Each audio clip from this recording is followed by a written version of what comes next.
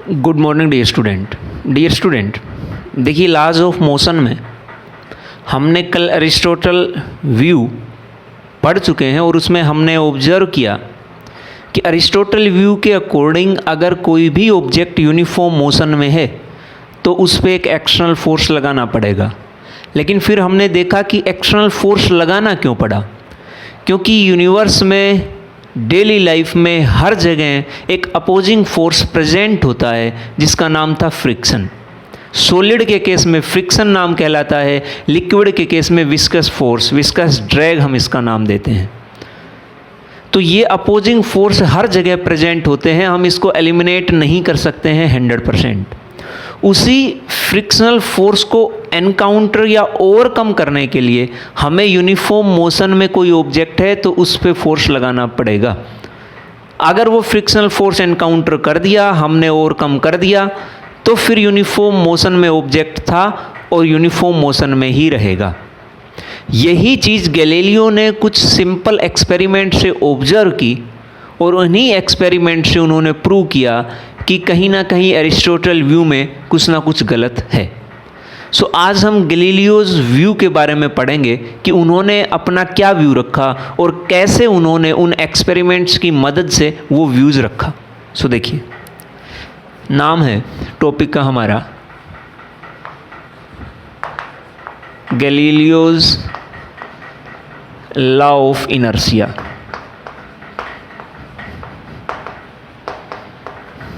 सो देखिए, गैलीलियो ने कुछ सिंपल एक्सपेरिमेंट से ये चीज़ ऑब्जर्व की। गैलीलियो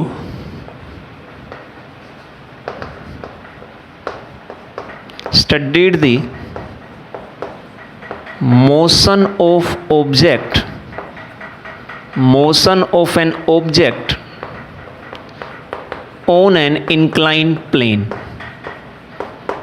एक इंक्लाइंड प्लेन पे उन्होंने एक ऑब्जेक्ट के मोशन को ऑब्जर्व किया और ये उनका फर्स्ट एक्सपेरिमेंट था। और यहाँ फर्स्ट एक्सपेरिमेंट में देखिए क्या क्या ऑब्जर्वेशंस आएंगी, वो देखिए। फर्स्ट एक्सपेरिमेंट, सबसे पहले उन्होंने क्या किया कि एक इंक्लाइन प्लेन लिया और कुछ इस तरह से वो इंक्लाइन प्लेन लिया, एक सर्टेन एंगल पे हमने इसको रखा। और जब हम यहाँ से एक ऑब्जेक्ट है या एक बॉल मान लीजिए, उस बॉल को जब हम यहाँ से रेस्ट की पोजीशन से छोड़ देंगे तो वो बॉल नीचे की तरफ मूव करेगी। और जब वो नीचे की तरफ मूव करेगी तो धीरे धीरे उसकी वेलोसिटी बढ़ती हुई चली जाएगी, मतलब उसमें एक्सेलरेशन आएगी। ये उन्होंने सबसे पहले ऑब्जर्व किया। When object moves in downward direction on a incline plane it accelerate. वो एक्सेलरेट करेगा, मतलब उसकी वेलोसिटी चेंज होगी। सेकंड कंडीशन में उन्होंने उसी ऑब्जेक्ट को नीचे की तरफ नहीं बल्कि एक ऐसा इंक्लाइन प्लेन लिया और उस पर हमने उस बॉल को ऊपर की तरफ मूव कराया। जब ये बॉल ऊपर की तरफ जाएगी तो इसकी वेलोसिटी धीरे धीरे कम होती जाएगी। अब की बार वो डी एक्सेलरेट करेगा, मतलब रिटार्डेशन में होगा, उसकी वेलोसिटी डिक्रीज होगी, इंक्रीज नहीं होगी। ये उसने ऑब्जर्व किया। When object moves in upward direction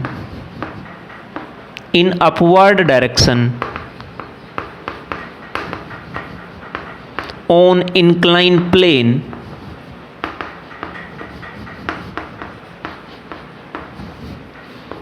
it retard, मतलब उसकी वेलोसिटी डिक्रीज होती जाएगी तो वहां हमें रिटार्डेशन मिलेगा, डी एक्सेलरेशन मिलेगा। थर्ड में उसने क्या ऑब्जर्व किया कि अब की बार एक हॉरिजेंटल प्लेन लिया, ये तो इंक्लाइन प्लेन था, ये हॉरिजेंटल प्लेन उसने लिया और इस हॉरिजेंटल प्लेन पे जब बॉल को मूव कराया तो यहां नीचे की तरफ एक्सेलरेट करती है, यहां ऊपर की तरफ डी एक्सेलरेट करेगी। इस हॉरिजेंटल प्लेन पे ना ही तो वो एक्सेलरेट करेगी ना ही वो डी एक्सेलरेट करेगी। On this horizontal plane, on this horizontal plane,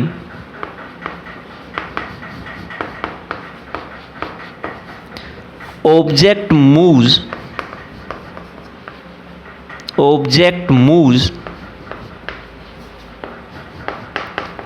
without acceleration or retardation।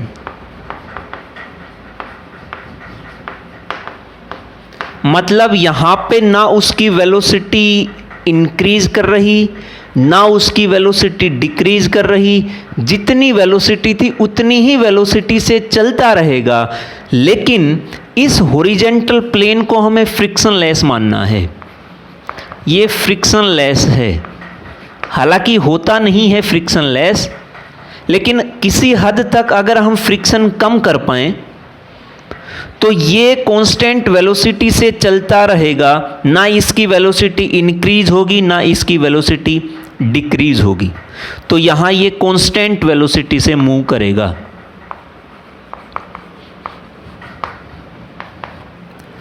और यहां पे जो फोर्स था, अगर वेलोसिटी कांस्टेंट है, चेंज नहीं हो रही है, इसका मतलब हमने यहां इस पे कोई भी फोर्स नहीं लगाया है। जब हम फोर्स लगाते हैं तो उस कंडीशन में उसकी वेलोसिटी इंक्रीज या डिक्रीज करेगी।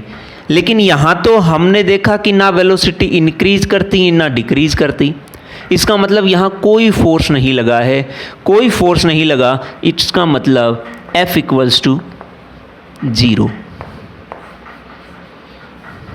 तो यहाँ से आप देखिए, अरिस्टोटल ने कहा था कि अगर कोई ऑब्जेक्ट यूनिफॉर्म मोशन में है, कांस्टेंट वेलोसिटी से है, तो हमें वहाँ कुछ ना कुछ फोर्स लगाना पड़ेगा। लेकिन यहाँ हम देखते हैं कि यहाँ हमने कोई फोर्स नहीं लगाया, फोर्स तो हमारे पास 0 आ गया है, क्योंकि वेलोसिटी चेंज नहीं हो रही है।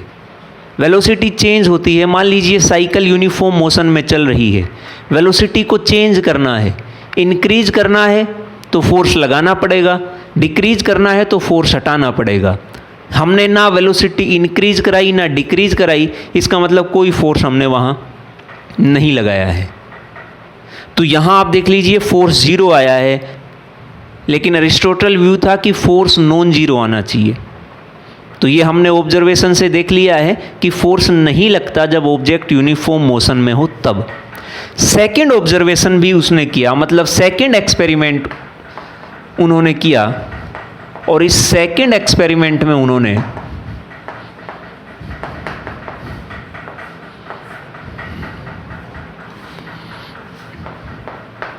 in this experiment he observed the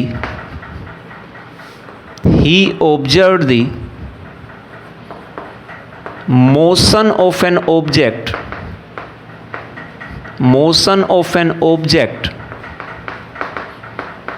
on a double inclined plane,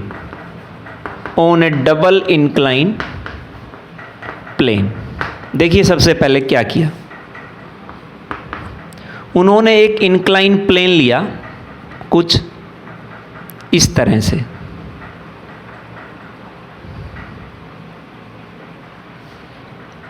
और जितनी हाइट ये है उतनी ही हाइट ये है। अगर ये h हाइट है तो ये भी h हाइट है, और ये इस सरफेस पे रखा है।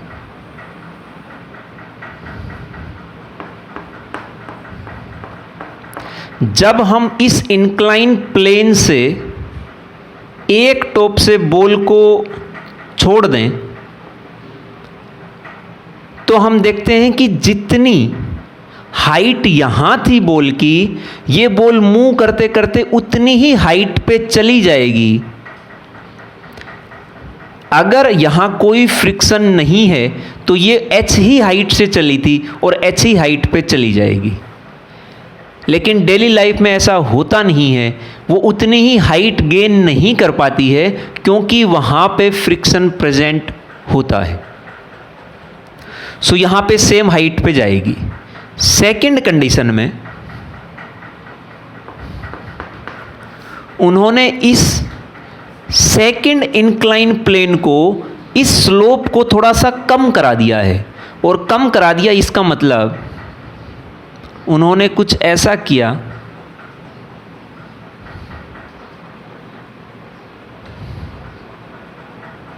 कुछ ऐसी कंडीशन कर दी है। ये h हाइट पे था,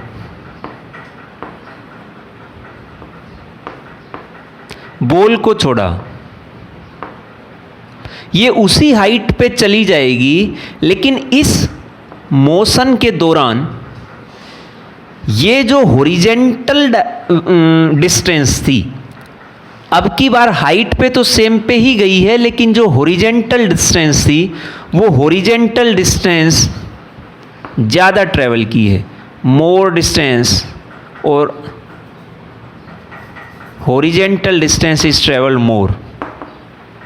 इस केस में जो हॉरिजेंटल डिस्टेंस थी वो कुछ ज़्यादा ट्रेवल की है इस कंडीशन में। थर्ड केस में उन्होंने क्या किया कि अगर हम इस सेकंड स्लोप को बिल्कुल जीरो कर दें और कुछ ऐसा कर दें, तो इस कंडीशन में जैसे ही हम बॉल को यहां से छोड़ेंगे, ये बॉल लगातार कांस्टेंट वेलोसिटी से आगे की तरफ बढ़ती रहेगी। अगर यहां इस सरफेस का हम फ्रिक्शन जीरो कर दें तो ये फ्रिक्शनलेस अगर होगी तो ये लगातार आगे की तरफ बढ़ती रहेगी और इसका मोशन कभी भी खत्म नहीं हो पाएगा। लेकिन डेली लाइफ में ऐसा होता नहीं है। फिर वही बात आती है कि फ्रिक्शन को हम कंप्लीटली एलिमिनेट या ख़त्म नहीं कर सकते हैं। उसी फ्रिक्शन के कारण यहाँ पे ये बॉल या कोई भी ऑब्जेक्ट हम देखते हैं कुछ डिस्टेंस के बाद रुक जाता है। So from this experiment he observed that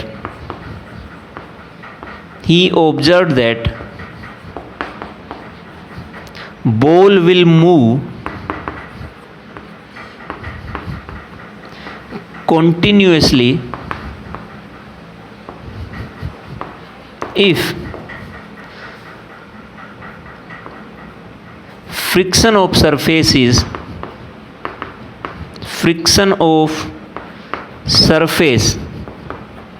is completely eliminated.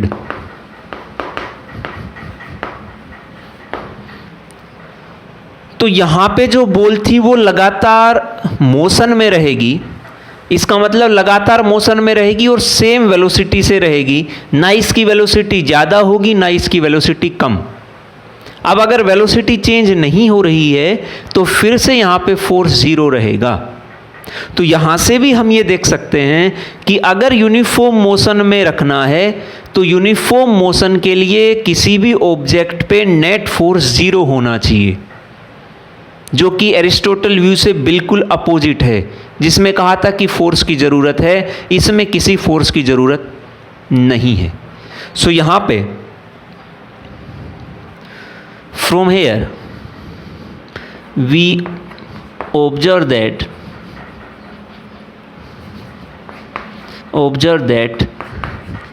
There is no need of force to keep a body in uniform motion,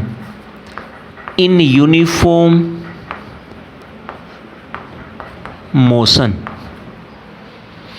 and this view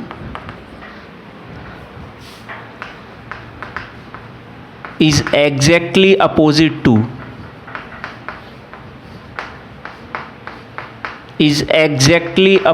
to Aristotle view.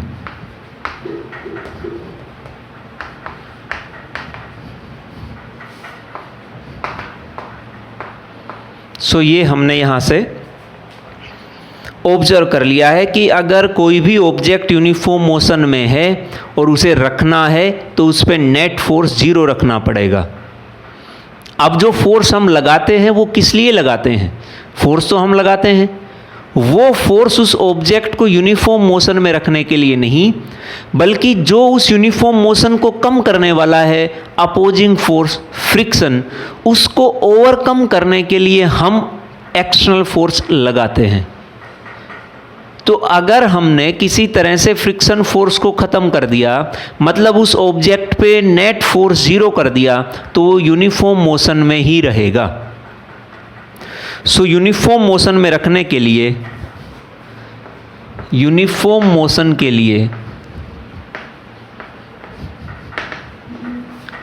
Net force की value 0 होनी चाहिए। तो ये uniform motion के लिए हमने बता दिया। अब बात आती है, हमने नॉन यूनिफॉर्म मोशन में देख लिया कि कुछ ना कुछ फोर्स लगाना पड़ेगा अगर नॉन यूनिफॉर्म मोशन में है। यूनिफॉर्म मोशन में है तो नेट फोर्स 0 होना चाहिए। अब एक कंडीशन बचती है और वो है रेस्ट की। What about rest? रेस्ट में अगर किसी ऑब्जेक्ट को रखना है तो उसमें हमें क्या करना पड़ेगा? अगर ये चौक यहाँ पे रखा है तो ये यहीं रखा रहेगा जब तक मैं इसको यहाँ से उठा के यहाँ नहीं लेके आता, जब तक मैं इस पे कुछ एक्सटर्नल एफर्ट, कुछ एक्सटर्नल फोर्स नहीं लगाऊंगा, जब तक ये यहाँ था, रेस्ट पे था और रेस्ट पे ही रहेगा। ये चीज़ आप ऑब्जर्व भी करते हैं। जैसे ही हमने इस पे कुछ एक्सटर्नल फोर्स लगाया, इसकी स्टेट चेंज हो गई है, वो रेस्ट से मोशन में आ गया है। लेकिन जब तक रेस्ट में रहेगा, जब तक उस पे एक्सटर्नल फोर्स कितना है? 0। इसका मतलब अगर रेस्ट में कोई ऑब्जेक्ट है तो उस पे भी नेट फोर्स 0, और अगर यूनिफॉर्म मोशन में है तो उस पे भी नेट फोर्स 0। क्या दोनों ही कंडीशन में नेट फोर्स 0? तो क्या हम दोनों को इक्विवेलेंट नहीं कह सकते? Now similarly,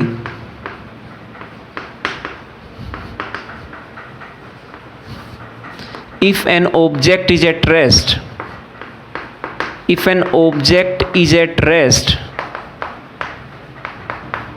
net force on an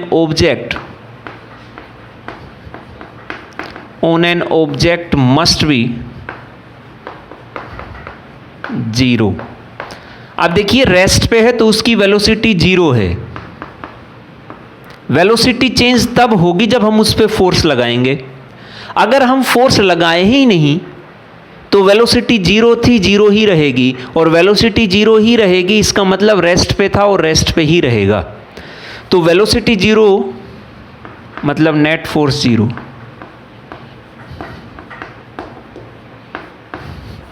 It means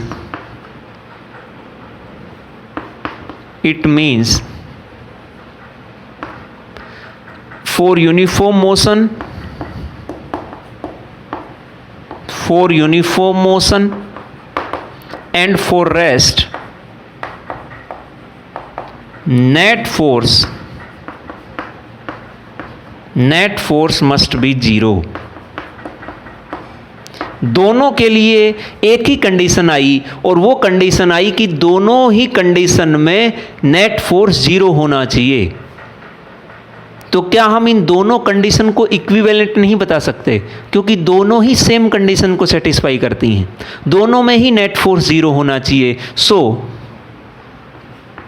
from here we can say that we observe that condition of uniform motion, condition of uniform motion and rest, condition of uniform motion and rest are equivalent. ये दोनों ही condition equivalent हैं, uniform motion और rest, क्योंकि दोनों में ही net force zero होता है. सो ये था गैलीलियोज व्यू. सो यहाँ से हमने ऑब्जर्व किया दैट ए बॉडी और ए object, an object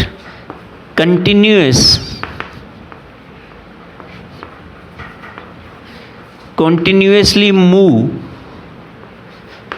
with constant velocity,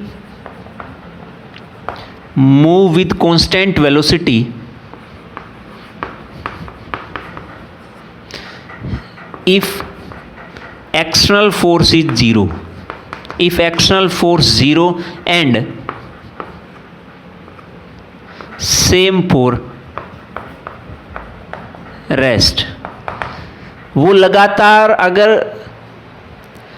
uniform motion में है तो यूनिफॉर्म मोशन में ही रहेगा जब तक उस पर एक्सटर्नल फोर्स जीरो, और रेस्ट में है तो रेस्ट पे ही रहेगा अगर उस पर एक्सटर्नल फोर्स जीरो. इसका मतलब वो अपने आप अपनी स्टेट चेंज नहीं कर सकता. किसी भी ऑब्जेक्ट की स्टेट को चेंज कराने के लिए, रेस्ट पे था तो मोशन में लेके आए, मोशन में था तो उसकी मोशन को यूनिफॉर्म से नॉन यूनिफॉर्म बनाने के लिए भी हमें किसी एक्सटर्नल फोर्स की ज़रूरत पड़ेगी. ऑब्जेक्ट अपने आप अपनी स्टेट चेंज नहीं कर पा रहा है.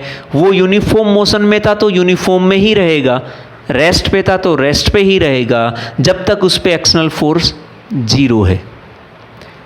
और इसी प्रॉपर्टी को, जिसके कारण वो चेंज का अपोज कर रहा है कि वो ना तो रेस्ट से मोशन में जा सकता, ना मोशन से रेस्ट में आ सकता, वो अपोज कर रहा है इस चेंज का, और इसी प्रॉपर्टी का हम नाम देते हैं inertia.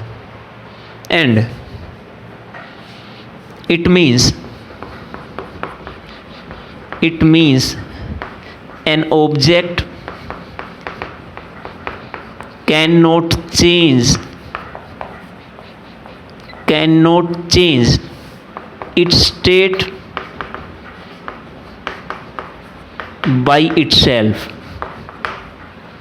and this property by virtue of which, and यहाँ से हम लिखते हैं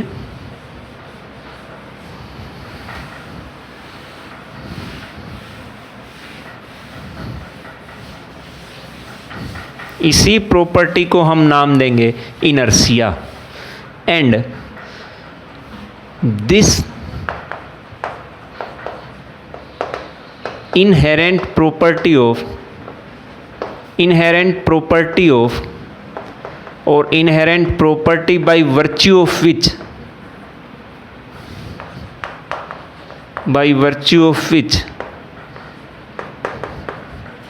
an object cannot change its state of rest or uniform motion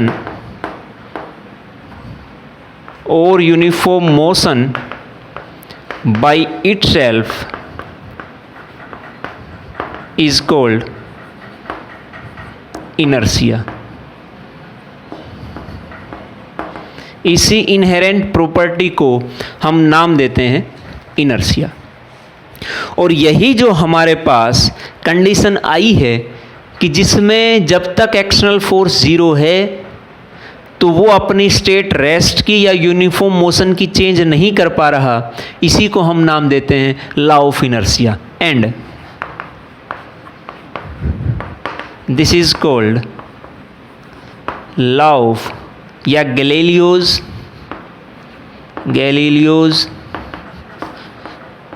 law of inertia. अब इनर्शिया जो होती है वो इनर्शिया में हम 3 पार्ट्स में इसको डिवाइड करेंगे।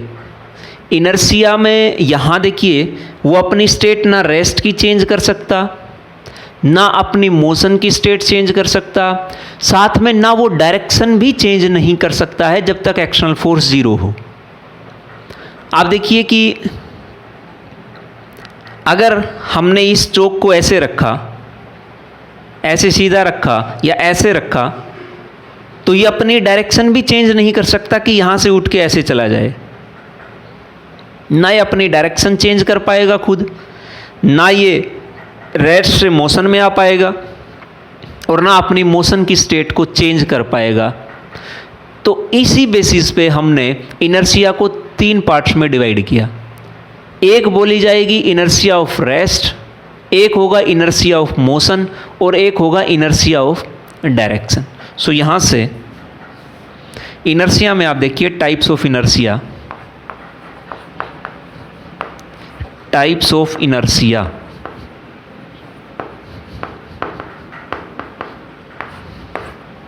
Number 1, inertia of rest. Inertia of rest, by virtue of which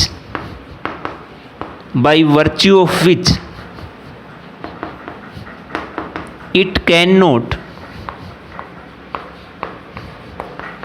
change its state of rest। और इसी इनर्शिया ऑफ रेस्ट के कारण आप बहुत बार ये चीज़ ऑब्जर्व करते होंगे, आपने ऑब्जर्व किया होगा कि मान लीजिए कि आप बस में बैठे हैं, आप स्कूल के लिए गए और आप बस में बैठे, जैसे आप बस में बैठे सडनली ड्राइवर ने बस को चला दिया, तो आप ऑब्जर्व करेंगे कि जैसे ही बस चलती है आप पीछे की तरफ गिरेंगे। उसका कारण क्या है? आप हॉर्स राइडिंग के दौरान मान लीजिए जैसे ही घोड़े पर बैठे और घोड़ा अचानक से दौड़ने लगा तो आप पीछे की तरफ गिरेंगे। ऐसा क्यों? ये जो सब रीजन है इसके पीछे इनर्शिया ऑफ रेस्ट है। कैसे काम करेगा आप देखिए। इनर्शिया को हम दूसरा नाम ये भी दे सकते हैं, अपोज टू चेंज। इनर्शिया देखिए, इस इनर्शिया को मैं ये भी कह सकता हूँ, inertia means resistance to change, resistance or oppose to change। ये किसी भी चेंज का अपोज करेगा। जैसे रेजिस्टेंस करंट का अपोज करता है, वैसे ही इनर्शिया किसी भी ऑब्जेक्ट की स्टेट को चेंज नहीं होने देगा। रेजिस्टेंस भी एक मटेरियल की प्रॉपर्टी होती है जिसके कारण वो करंट का अपोज करता है, ये आपने 10th में पढ़ा होगा। वैसे ही इनर्शिया भी एक इनहेरेंट प्रॉपर्टी है जिसके कारण वो उस ऑब्जेक्ट की चेंज इन स्टेट का अपोज करेगा। वो स्टेट चाहे रेस्ट की हो चाहे मोशन की हो, साथ में डायरेक्शन चेंज का भी अपोज करेगा। सो यहाँ पे इस इनर्शिया ऑफ रेस्ट को आप देखिए, for example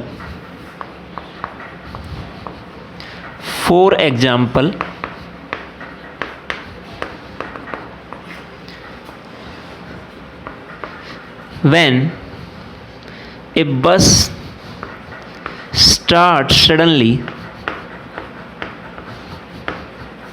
passenger falls in backward direction। Passenger पीछे की तरफ गिरते हैं। ऐसा क्यों है? अब इसे समझने की कोशिश करिए। जब आप बस में बैठे तो उस दौरान बस भी रेस्ट पे थी और आपकी पूरी बॉडी भी रेस्ट पे थी। जैसे ही बस चलने लगी आपके पैरों का कांटेक्ट बस के साथ था। बस चलने लगी तो आपके पैर भी उसके साथ कांटेक्ट में होने के कारण आगे की तरफ चलने लगेंगे। लेकिन आपकी अपर बॉडी जो कि रेस्ट पे थी, उस अपर बॉडी तक मोशन पहुंचने में कुछ समय लगेगा। लेकिन उस टाइम में आपके पैर तो आगे की तरफ चले गए हैं, फिर आपकी जो अपर बॉडी थी वो पीछे रह गई है, जहाँ थी वहीं की वहीं। तो आपको एक झटका लगेगा और आप पीछे की तरफ गिरेंगे। जैसे ही मोशन पूरी बॉडी में आएगा, आपकी पूरी बॉडी फिर बस के साथ आगे की तरफ चलने लगेगी। सेम चीज़ हॉर्स राइडिंग के दौरान भी है। जब आप घोड़े पर बैठे हैं तो पूरा बॉडी, आपका पूरा शरीर रेस्ट पे है घोड़े के साथ। अब जैसे ही घोड़ा चलने लगेगा, आपका लोअर पार्ट घोड़े के साथ डायरेक्ट कांटेक्ट में है, तो आप तुरंत उसके साथ चलने लगेंगे, क्योंकि वहाँ फ्रिक्शन है आपकी बॉडी और घोड़े की बॉडी में। अगर फ्रिक्शन नहीं होता और आप ऐसे ही बैठे हैं तो घोड़ा आगे चला जाता आपके नीचे से और आप वहीं रह जाते, और जैसे रहते वो आपको पता है कि कैसे रहते। लेकिन फ्रिक्शन के कारण आपकी बॉडी घोड़े के साथ मूव करने लगी, लोअर बॉडी। अपर बॉडी को मोशन में आने में कुछ समय लगा, और उसी समय में आपके पैर आगे की तरफ चले गए, लोअर बॉडी आगे की तरफ चली गई और अपर बॉडी पीछे की तरफ गिरेगी। ये इनर्शिया ऑफ रेस्ट है। जब आप पेड़ से कोई फल तोड़ते हैं तो उसकी टहनी को, ब्रांचेस को आप मूव करते हैं। पहले वो जो फल था वो रेस्ट पे था, जैसे ही आपने टहनी को हिलाया, वो तो रेस्ट पे रहना चाहता है लेकिन टहनी मोशन में आ गई है, तो वो तो वहीं की वहीं रहा और टहनी ऊपर से मूव कर गई है, तो वो वहीं गिर जाएगा नीचे। ये भी इनर्शिया ऑफ रेस्ट के कारण ही है। ये सब एग्जाम्पल थे इनर्शिया ऑफ रेस्ट के। अब देखते हैं हम सेकंड, जिसका नाम है इनर्शिया ऑफ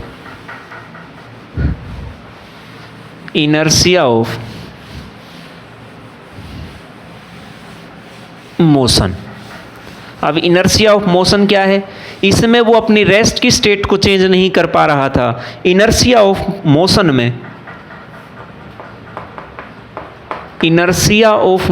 में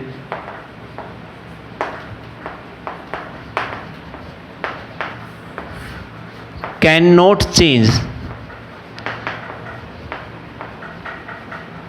स्टेट ऑफ मोशन की स्टेट को चेंज नहीं कर पाएगा। फॉर एग्जाम्पल, ये जो सब एग्जाम्पल मैंने बताए इससे अपोजिट कर दीजिए। जो बस चल रही थी वो बस अचानक से रुक जाती है। When bus stops suddenly, passenger fall in forward direction, वो आगे की तरफ गिरेंगे। ऐसा क्यों? ऐसा इसलिए है कि अब की बार बस लगातार चल रही थी तो आपकी पूरी बॉडी मोशन में थी, लेकिन जैसे ही बस रुकी आपका केवल लोअर पार्ट बस के साथ कांटेक्ट में था। तो जैसे ही बस रुकेगी, फ्रिक्शन के कारण आपका लोअर पार्ट साथ के साथ रेस्ट पे आ गया है, लेकिन अपर पार्ट मोशन में था और उसको रुकने में कुछ समय लगा। उसी समय में आपका अपर पार्ट आगे की तरफ चला गया, लेकिन पैर तो रेस्ट पे आ चुके थे बस के साथ, तो फिर आप आगे की तरफ गिरेंगे। सेम चीज़ हॉर्स राइडिंग में भी है। जब घोड़ा अचानक से रुक जाए दौड़ता दौड़ता, तो अब की बार आप आगे की तरफ गिरेंगे, क्योंकि आपके पैर या लोअर पार्ट पीछे रह गया है रेस्ट के कारण। अपर पार्ट मोशन में रहना चाह रहा था, तो वो आगे की तरफ जाके गिरेगा। सो बिल्कुल इससे अपोजिट है। ये है इनर्शिया ऑफ मोशन। थर्ड है inertia of direction. Inertia of direction,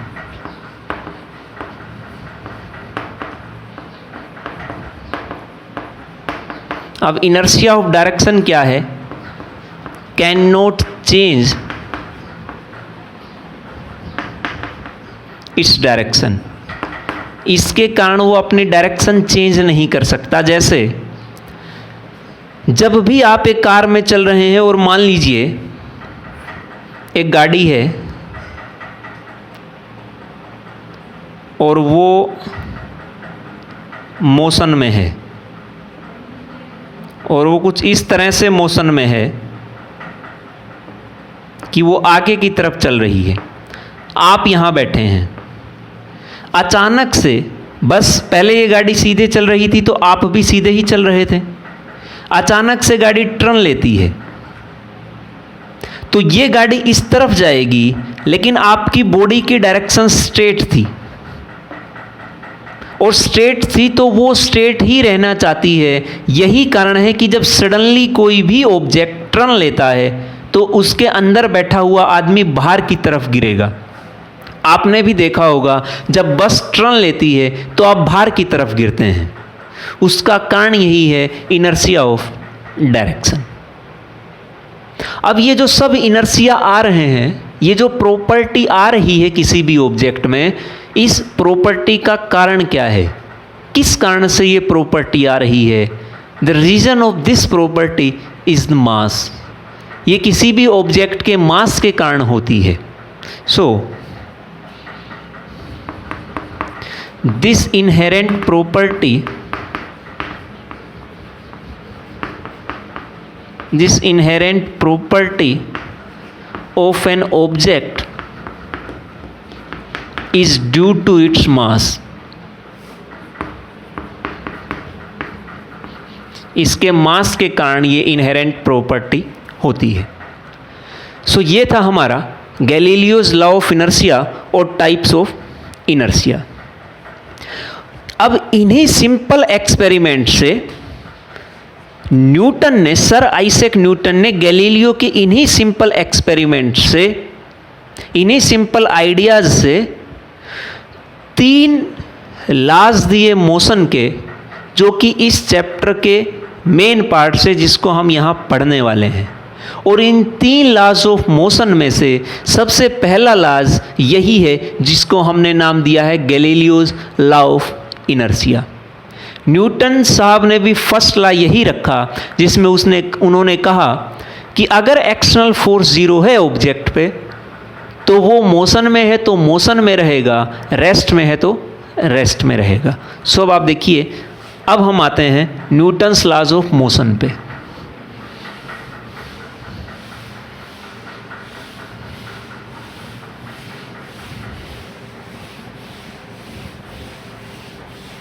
Newton's laws of motion नाम भी इसलिए रखा क्योंकि उन्होंने इस लॉ को दिया, तो हमने इसका नाम भी रखा Newton's laws of motion.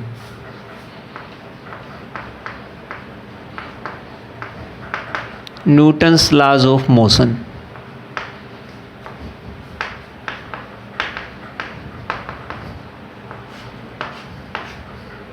From these simple ideas, these simple ideas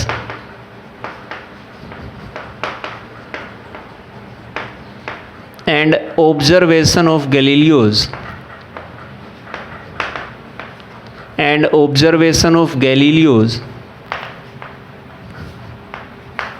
Newton gave 3 laws of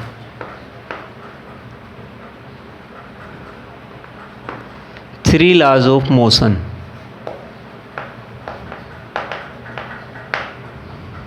उन्होंने 3 लॉ दिए मोशन के, उसमें से सबसे फर्स्ट जो लॉ है, फर्स्ट लॉ ऑफ मोशन, ये वही है जो हमने गैलीलियो लॉ ऑफ इनर्शिया नाम दिया, वही। अकॉर्डिंग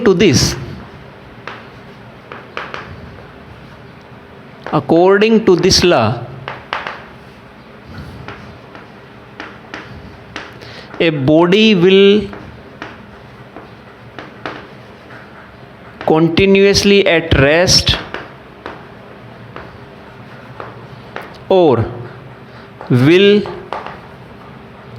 continuously at rest, या तो वो रेस्ट पे रहेगी लगातार, और will move continuously और will uniformly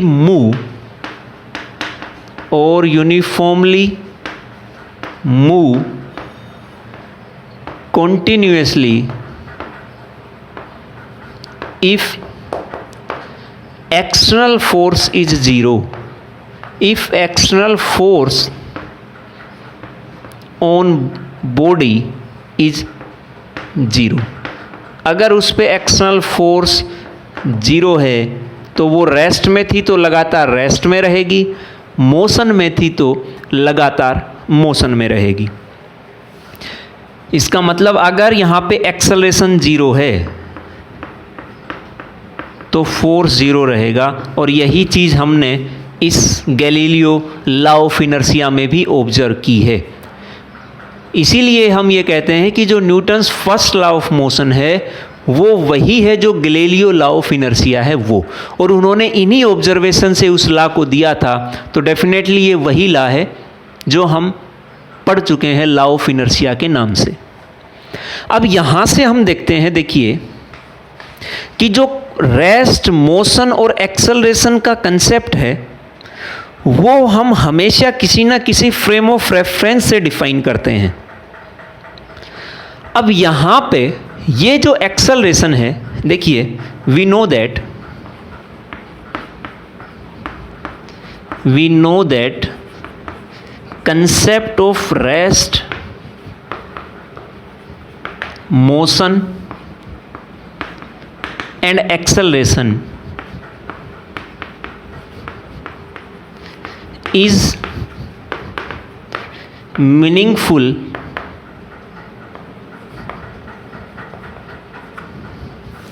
only when a frame of reference is specified.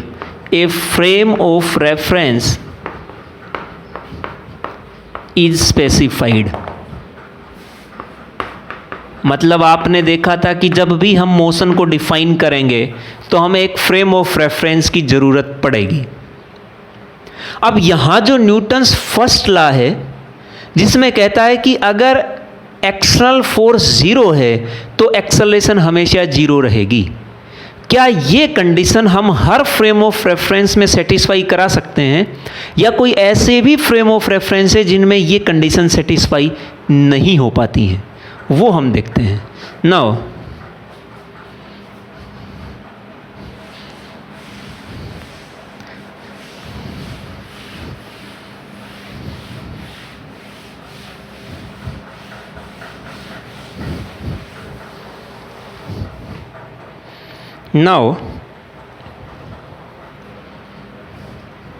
is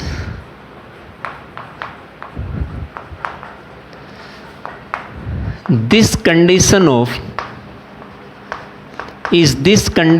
first law satisfied in all frame of reference? क्या ये हर फ्रेम ऑफ रेफरेंस में ये कंडीशन सेटिस्फाई हो पाएगी, वो हम देखते हैं। आप देखिए, मान लीजिए, ये इंटरेस्टिंग है, इसमें आप देखिए, मान लीजिए कि एक एलिवेटर है, एक लिफ्ट है जो कि ऊपर इससे बंधी हुई है किसी भी चीज़ से। यहाँ इसमें हमने एक लैंप लगा दिया है और यहाँ एक ऑब्जर्वर है, इसका हमने नाम दे दिया है ए, और यहाँ अर्थ है, इस अर्थ पे एक और ऑब्जर्वर है, इसका हमने नाम दे दिया है बी। सडनली हम देखते हैं कि ये लिफ्ट की जो वायर थी ये ब्रेक कर जाती है। जैसे ही ये ब्रेक करेगी ये लिफ्ट नीचे की तरफ मूव करेगी, और जब नीचे की तरफ मूव करेगी तो फोर्स ग्रेविटेशनल रहेगा, और उस केस में जो ग्रेविटेशनल फोर्स के कारण एक्सेलरेशन आएगी उसकी वैल्यू होगी 9.8 मीटर पर सेकंड स्क्वायर। ये इतनी एक्सेलरेशन से मूव करेगा। अब यहाँ पे जो लैंप था और ये जो ऑब्जर्वर था, जब ये नीचे गिर रहा है ये पूरा लिफ्ट, तो ये ऑब्जर्वर ए इसको ऑब्जर्व करता है। अब इस ऑब्जर्वर ए के अकॉर्डिंग ये लैंप रेस्ट पे था जब नहीं टूटी थी लिफ्ट तब, क्योंकि डिस्टेंस इतनी है, और टूटने के बाद भी डिस्टेंस इतनी ही रही। इसका मतलब इस ऑब्जर्वर ए के अकॉर्डिंग ये रेस्ट पे था और रेस्ट पे ही रहेगा। मतलब according to observer a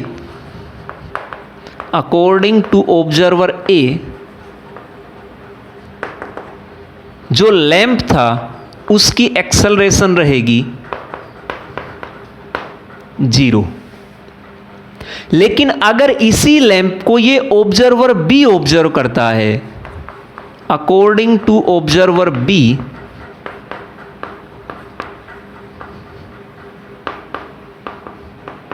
observer A और ये ऑब्जर्वर बी, इस ऑब्जर्वर बी के अकॉर्डिंग ये लिफ्ट इस एक्सेलरेशन के साथ मूव कर रही है।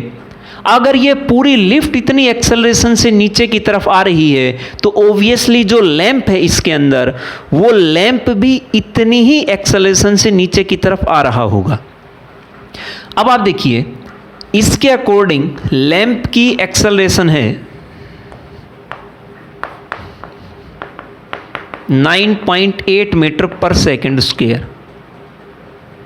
तो यहां जो एक्सेलरेशन वो नॉन जीरो, तो फोर्स भी बनेगा नॉन जीरो। यहां एक्सेलरेशन जीरो, तो फोर्स लैंप पे बनेगा जीरो। अब इस लैंप पे एक फोर्स लग रहा है नीचे की तरफ, W जो इसका वेट है।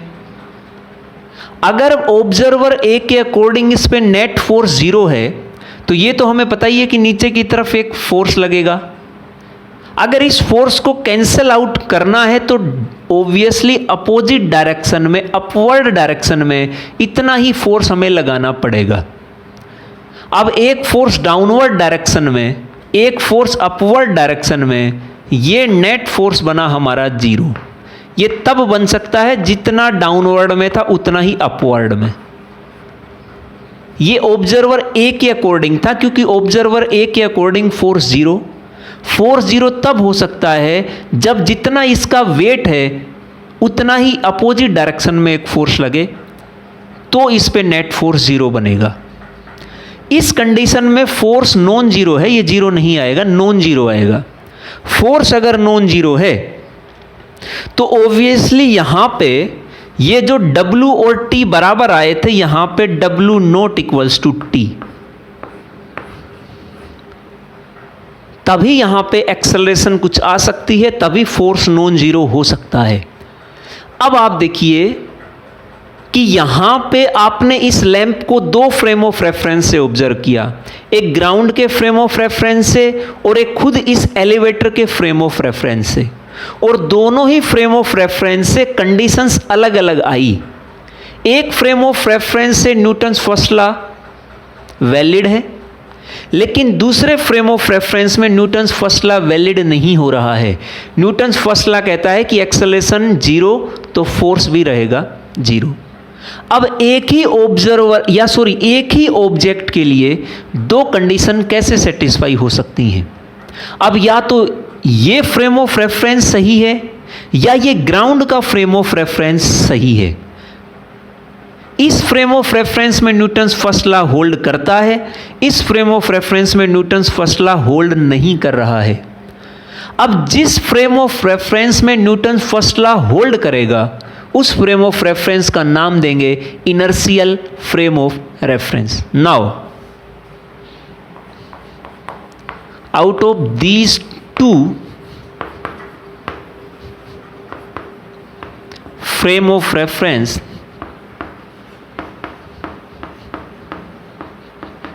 only in one frame of reference Newton's first law hold. Newton's first law hold. And in which frame of reference Newton's first law hold? In which Newton's first law, or in which frame of reference Newton's first law hold? Newton's first law hold is known as inertial frame of reference।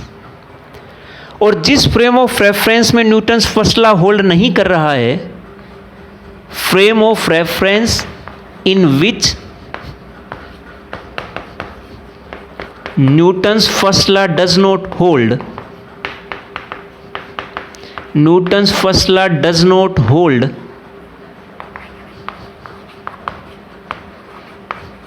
is known as non-inertial frame of reference. Non-inertial frame of reference. बाकी और detail में inertial frame of reference और non inertial frame of reference के बारे में next lecture में करेंगे। जब तक आप इसको अच्छे से करिए, अपने नोट्स बनाते रहिए। मिलते हैं नेक्स्ट लेक्चर में। Thanks for watching the video.